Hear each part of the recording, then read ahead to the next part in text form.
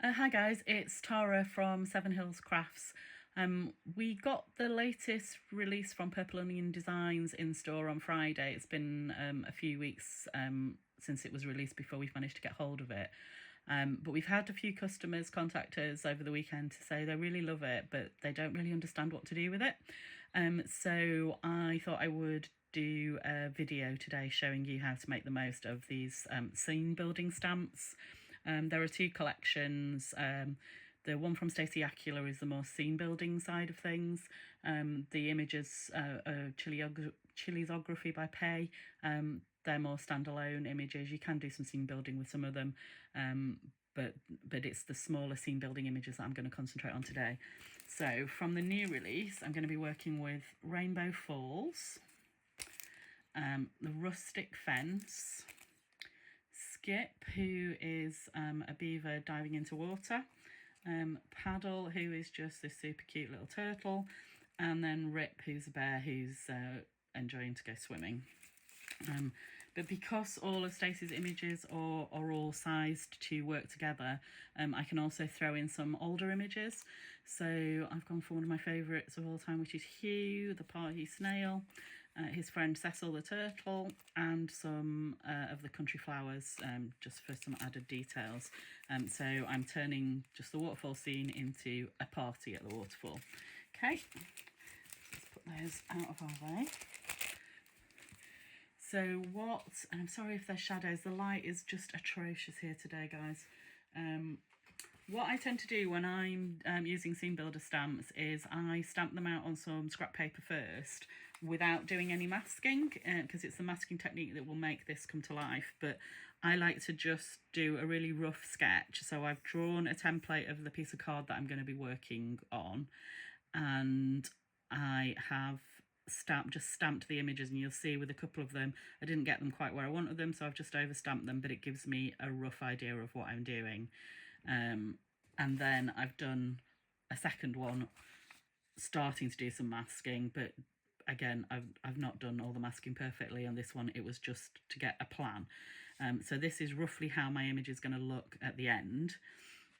And then what I've done is I've taken my piece of card that I'm going to be working on, and I've used pencil to just softly mark out. I've done them a bit harder so that you can see them on camera. I would make them much lighter normally, just so that I'm seeing them. And this gives me the idea of where to put the bottom of all my characters, so they're going to be in the right place when I then layer my stamps over the top. So the way scene building works is through masking. So you just have to think backwards. So rather than starting in your background, the background is the very last thing that you're going to stamp. So you work in layers. So these two characters are in front of the fence, so they go first. Then we stamp the fence. Then we stamp the beaver and Rip and the turtle. And then finally we stamp the background, and then they will all have the right bits obscured, if that makes sense. I hope it will when we start to do it. Okay, so let's get that out of the way. Oh, and what I should say, that all of the Purple Onion Design stamps are red rubber, but they don't have anything sticky on the background. So to use them, there's a couple of things. They came up with these really cool sticky mounts. So it's basically like a large piece of polymer. So that sticks to your block, and then you just pop the stamp that you want to be stamping, and it will hold.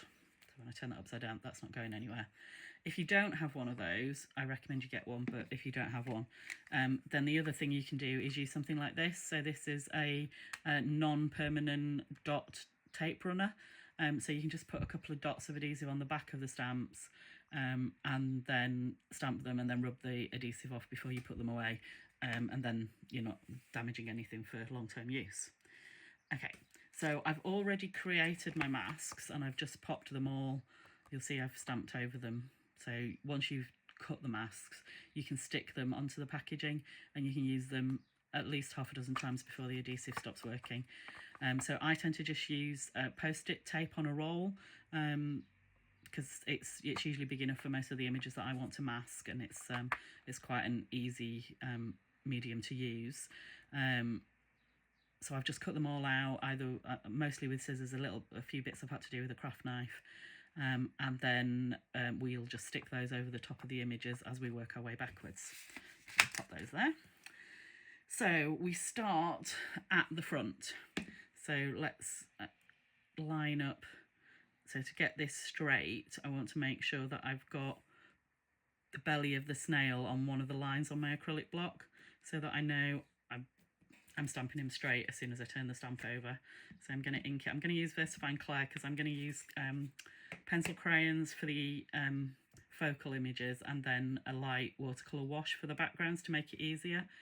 So I want something that won't run with water. So this is the mark I made for the snail. So we're just going to stamp him in the foreground. And we'll pop him off. And then we need to take his mask off the acetate, and we just pop the mask over the areas that we're going to stamp over. And then the second stamp in this layer is going to be the turtle with the party balloon. So again, we'll get him straight, ink him up, and then he's going to go just next to the snail. So they're coming to the pool party. Okay, I'll take him off. And then I've cut him in two parts because we don't need to worry about the string on the balloon. We just need the balloon shape masking off. Okay, then the next thing we're going to do is I've got an extra little bit of flower that we're going to have in front of the fence. So we'll do that. Now with the mask for the flower, because the flower is quite detailed, but I haven't, if you can see that, because there's a lot of the inking over the fence over the top of it, but I've not really gone very detailed in around all the blooms. I've just sort of chunked them, so you don't have to be totally precise with this one. Let's ink that up, and then that's on this mark at the front, so we'll drop that there. And then just mask out the main bloom butts. Now we're going to go for the fence. So with the fence, I'm not going to be using the whole of it. I'm just going to use part of it across. So that's why I'm working with some scrap paper underneath in case the ink comes off onto my craft mat. So ink that up. And then that's just going to go across the snail about there. Give that a press down. That's our fence in place. So then again, we need to just stick our fence mask over the top. So I don't take any of the other masks off, you just build them all up and that's fine. And then with the beaver, we've got these lines of water, so we do want to make sure that they're really straight, because otherwise that will be a giveaway that the scene looks a bit wonky. So get him on straight. And we stamp him over the top of the fence so that he is in the water behind the fence. That makes sense. Then we take his mask, pop that over. Then we need to deal with our other characters in the background. So we've got Rip. What I've done with Rip is I've done his bottom foot and also his side foot so that I've got the angle right.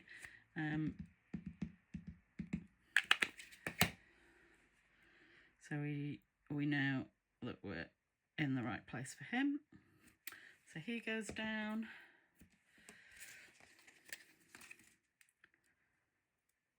And then mask him out, and then finally we've got our little dude. Sorry, get that better on camera. We've got the little turtle. Again, he's got some water lines that need to be straight. And we're going to stamp him just on his mark. And get his mask. So that's it. So that's all our foreground characters finished. So the very last thing we do is take our whopper of a background stamp, and this stamp deliberately has things going off the edge, so you need to make sure you're right up to the top of your paper. I'll give this a good inking.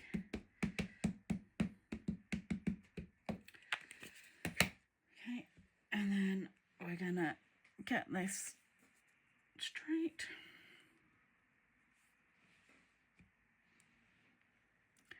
And then make sure you press, because my block, I should have got a bigger block out really, but my block doesn't go to the edge of the sticky mat, so I'm just making sure I press all the edges down before I press in the middle of the block. You could use a stamping platform if that's your thing. I find it easier with a block, that's just my personal stamping preference, but you do you. Okay, so that's our background stamped. So now comes the magic with any masking technique. It's when you take the masks off and you reveal the picture underneath. So we'll start with the rip. So there he is, he's jumping off the stone at the back, ready to land in the water. We've got our little snail in the water, and don't worry about the pencil marks, I will rub those off later when the ink's fully dried. Now we'll take the beaver and the fence. So now you can see the beaver is behind the fence, so that's easy. Then we'll take the flower off, our snail. Like I said, all these masks can be reused, so you're not cutting out, spending ages cutting out and then throwing them away. And the balloon. And there you go, guys. Oh, I have one more thing that didn't need masking. So just to bring the edge of the pool forward so that the grass isn't bleeding into the pool, then I'm going to use this other flower stamp, and we'll just stamp that there, and then I'll draw a little bit of a hill around that so that we've got a definite line between the pool and the ground. Okay, so that's the basics of how to stamp your scene using masking. What I'll do now is I'll stop the video, I'll do some colouring in, because you don't want to sit here for an hour watching me colour in all these images, but then I'll come back and show you the final bits of how I get it all coloured in and show you the finished card. Okay, thanks for watching. Right guys, I'm back. I have done all the pencil colouring on the card. What I like to do with images like this, again working front to back, if you use pencil crayons and you go quite hard, press quite hard with them, then they sort of act like a wax resist for watercolour paint. So I've got my Alter New paint pan out, and I've just made a very light wash, and I am going to pick a bit of colour off my palette, and then I'm literally going to come in and paint over the characters and all the painting that I've done, and then hopefully you can see a bit more colour the edges, that we're going to pick up the colour and just blast it across. So the foam I've made sure I've gone over in white so that I'm not going to get colour where I don't want it, but then I don't have to be precious about going round all the elements in the foreground. I can just add my colour straight over. See, I'm going over the turtle, I'm going over the fence, I'm picking up a bit of colour from the fence, but that doesn't matter so much. A little bit at the bottom.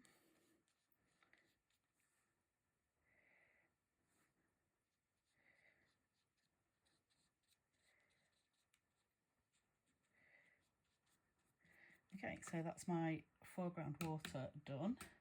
I'm going to use a slightly smaller brush, and then I'm going to do the same thing here. I'm just going to drag some colour down the waterfall.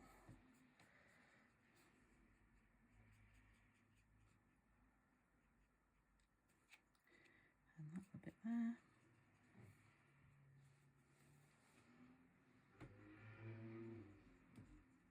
I'm not the world's best painter, but I just wanted to show that it's a really easy technique if you if you get your foreground colouring done first.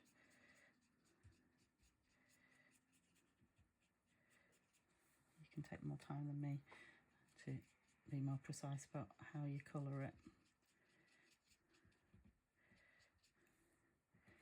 A bit more as it's coming over, and then dropping down it'll get a bit whiter.